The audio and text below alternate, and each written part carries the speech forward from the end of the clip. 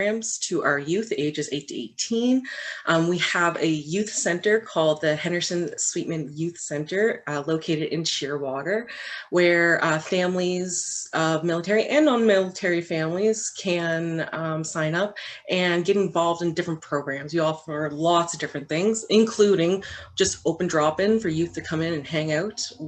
We offer cooking classes, art nights, and other lots of different programs. So if you're interested, ever have a look, you can go to our website, halifaxmfrc.ca, and lots of information there for you.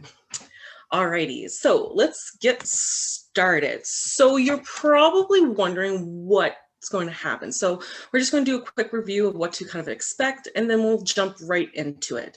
I'm actually going to share my screen with you folks in a moment here, because we're going to do a kind of like a live tour through, so it's not just slides. So you guys get a feel of what the application or the profile looks like and how you might take the time to go about your time in filling it out.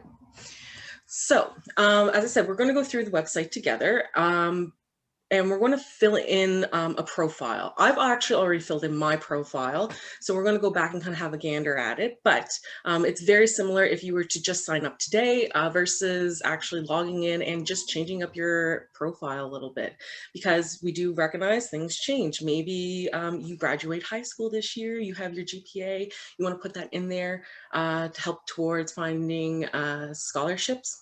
That's great. So you do have those opportunities to update it. We're also going to learn about scholarships specific for you. And then you guys will have an opportunity to win a $25 Chapters and Indigo card. One of the ways to win some of these prizes is to create your own profiles. So I hope you're all paying extra attention. There's actually two $25 prizes. Sorry about that. Yes, two $20 gift cards there. So excellent. Alrighty, so what I'm going to do with you folks is I'm going to actually start sharing a different screen. So bear with me for one moment.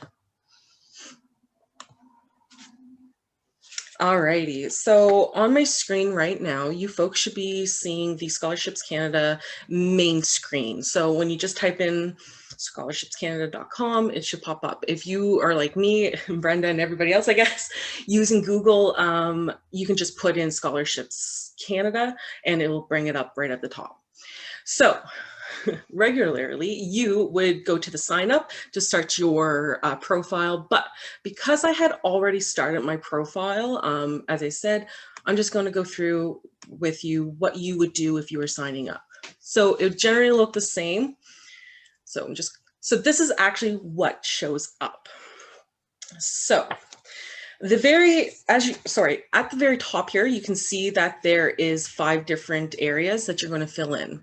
The very first thing that you're going to fill in is just your basic info. And this includes your username, your password, and a valid email address for you to use. Now, the most important thing to remember is that you need an email that you can access all the time. So if you're a high school student and you're moving on to university or post-secondary education, you might want to use your personal email versus your school email, so you always have access to it on your time.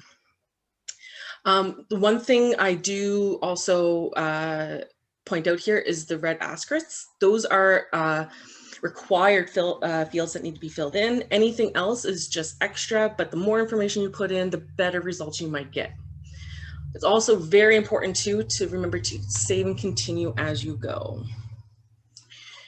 So the next section up here is your current education. So some of you might be in high school, some of you might be doing post-secondary education and wanting to further your education. This is the spot where you add in all that information. It's what you currently have.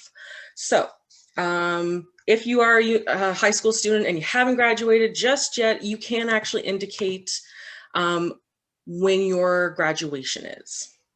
As you can see, I have some of my information already filled in here. One question that's always asked is about the GPA. GPA is important for some of your scholarships, but if you don't know your GPA, that is okay. I don't know my GPA from 12 years ago, so that is okay. But you might, as you get into other educations, kind of know what your GPA is a little bit more and so forth. So here, current education. So you also have a spot to update for university and college. I had gone to Nova Scotia Community College. I finished my degree in corrections. And then, as you can see, I've added in an area for my university credits as well. You can add as much as you have, because the reality is the more information you add, the better the website is to matching you with a scholarship based off of that information. Also down here at the bottom, you'll see an area for location. So you're probably wondering why you have to put your location. It's because some scholarships are based off of your geological area. So say you're in rural Musquodoboit Harbor area, and there's specific, there might be a specific scholarship right for those that live in that community. So it's really to help pinpoint any places that, you know, that you can help around your location. There's also a place to put language fluency. So if you have another language like French immersion, you can definitely indicate that there.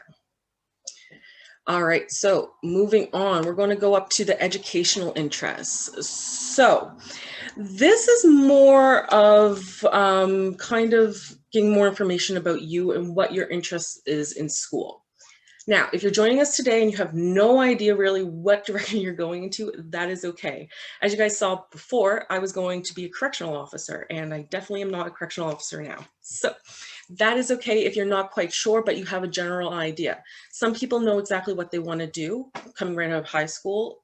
Maybe you want to go to Dalhousie to be a dentist. So you can actually put in the different schools of interest. So Dalhousie would be one, for example, if I wanted to put that in there. And it actually comes up with the different schools. Most schools are listed. There's one, I hadn't found one yet that hasn't been listed, but there are suggestions there. There's also fields of studies of interest. So as you can see, I've added things like childcare, youth services, working with families, and things like that. There was actually no specific one for a child and youth practitioner, which is what I graduated with, but these are all general things that fall under my interests in my field. You can continue on. So maybe you want to get your doctor's, or maybe you want to do master's. There are scholarships based off of your level of interest of education as well. Down here, you'll also have where you'd like to study, and this indicates, you know, studying abroad of Canada and studying internationally. So maybe you do have an interest of going over to Amsterdam to spend a semester.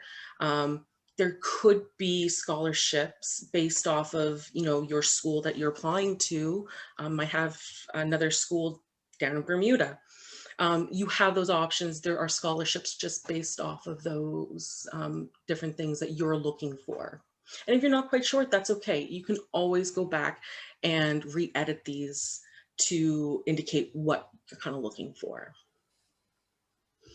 So the next one we're going to come to now is the scholarship profile. So this one's a little bit, has a little bit more information about you. So in particular, it helps matches opportunities outside your academic and educational preferences. So what you'll see here, excuse me, it does ask for your average. If you don't know that, that's okay. There is a section that you can say, I don't know. But it might also ask you things like your heritage. So if you identify in any heritage, extracurricular activities. So anything you kind of do outside of school, maybe you're a part of cadets, maybe you're part of a gymnastics group, maybe you play a sport that you're really interested in. There's tons of different things to actually look for. Maybe you enjoy volunteering. That's something that you can pick here, and there could be scholarships based off of those interests. There's also the personal circumstances, so things like sicknesses and illnesses, learning disabilities, anything along those lines. Those personal circumstances also could end up with giving you some type of advantage into finding a scholarship. However, what I really would like to focus on is right here is your affiliations. So you're probably wondering, what are affiliations? Well, affiliations refer to being associated or affiliated with a particular person, group, company, and so on. So for example, if you're joining us today and your one of your family members is part of the Canadian Armed Forces, that would make it so that your family has an affiliation with that group. In this section, you can actually list up to 5 different affiliations so that they can see if you are qualified for any kind of special scholarship because you belong to that place. So for example, maybe you're part of the Boys and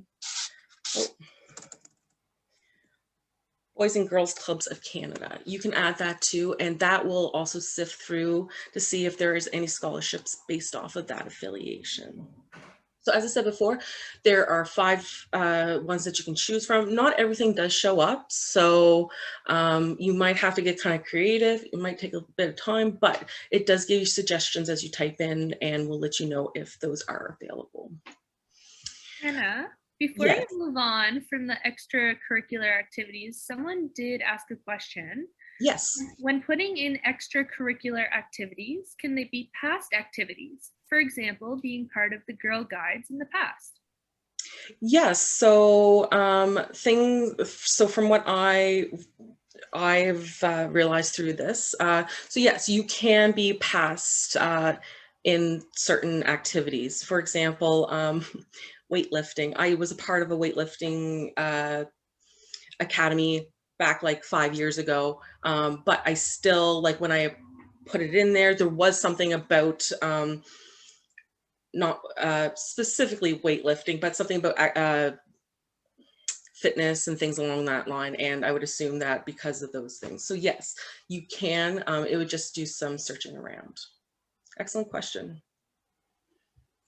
All right, and so the very, very, very last part is just community questions. So this is just to finish off your profile and basically kind of outlining other things that might not have been earlier in the application process. So for example, maybe you're really interested in movies, you love that, religion, music, money, food and drink. There's there's other interests outside of education. And so they're really trying to get an idea for what you're interested in. But also up here, it does talk about how did you hear about this? In this case, if this is your first time hearing about it, you can put an online webinar. Otherwise, you might have heard of this from other places, who knows, but it does indicate for that as well. So once you are finished filling out your whole profile, you go down to save, and then it will bring you up to your dashboard. And so while this loads, so your dashboard is realistically, I might have to click it up here. So your dashboard is basically through going through your profile. The Scholarships Canada has gone through all of their scholarships that are available right now and pick the ones that are specific to the things that you put in there. 73.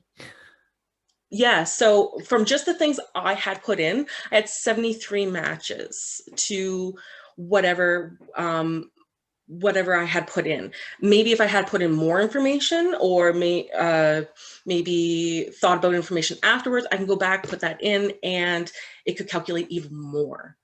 So another really cool thing when you click on these is the popularity of them. So Margaret had referred to this earlier about how many thousands and thousands of dollars is never claimed. And it's simply because people either don't know about it or just didn't apply. Lots of these scholarships have the how many times they've been viewed. So, I mean, this one up at the top, the Form Swift scholarship program has had lots of views for $1,000 value, where something maybe like this 2000, the Airborne Forces Association scholarship, 2000, but doesn't seem to have very high views. So if you're somebody of an opportunist and like to jump in on things that people aren't, high interest in, this would be a great opportunity for you to do that too. And when you find a scholarship you're interested in, you can click on it and it'll give you lots of options. You can save it for later. You can discard it if you think it's something like it's nothing you're interested in. You can get some more information, or you can actually, it will link you actually to the application and throw you in there for you to add your information and your essay if that is what is needed. Thank your you. claim, apply. Yes. Exactly. Apply. So, right. there's a question here. What if you were more of an introvert, such as skiing, self-taught music, working on riding, dirt bikes? Does it matter that you're not part of a team? Of course not. In there, I actually saw skiing was one of the things that you could check off for extracurricular. So absolutely. And what are awards with automatic consideration on the Scholarship Canada website? Sorry, what was that last one? What are the awards with automatic consideration on the Scholarship Canada website? Brenda, is that more like university when you're automatically considered? Yeah, I'm thinking, Hannah, that's probably more what they're getting at, because I don't think Scholarships Canada does automatic consideration. You actually have to go and apply. So I think that would be more when you're applying to a program. Occasionally, it's an automatic consideration. Yeah, thank you. Excellent. Thank you so much, Hannah. All right, get your papers and pencils ready. We have 15 questions for trivia. So write down 1 to actually 16. And we are going to get into the trivia. How we're going to do that, whoopsie. How we're going to do that is each of the panelists are going to ask you a question.